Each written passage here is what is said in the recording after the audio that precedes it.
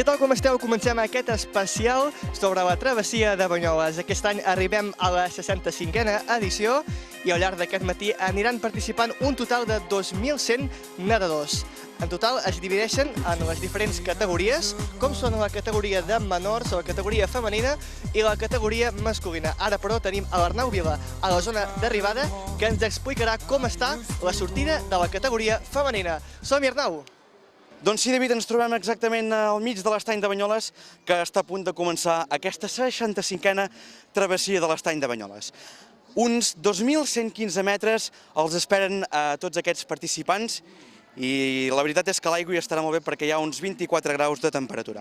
Ara mateix sembla que hi ha algunes nuvolades, però bé, creiem que el sol sortirà en pocs moments i no tindran cap problema per fer aquesta travessia, com hem dit, de 2.115 metres.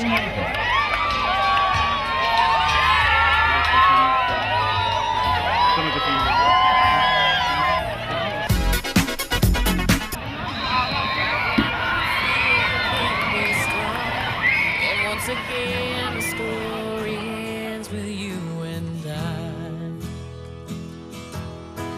And anytime you feel like you just can't go on, just hold on to my love and you'll never be alone.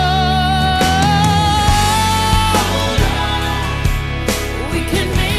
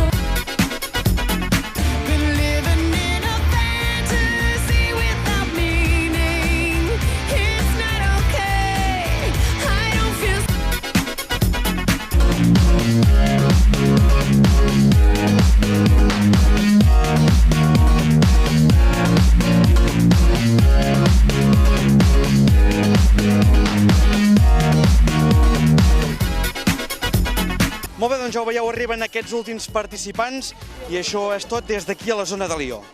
Molt bé, Arnau, doncs gràcies des de la zona de Lió a la zona d'arribada de la travessia, on ara mateix estàvem en la categoria masculina.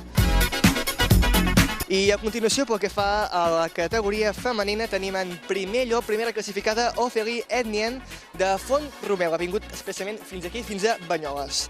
I ara sí, pel que fa a la categoria masculina, Héctor Ruiz encapçala les llistes de classificació des del Club Natació Figueres.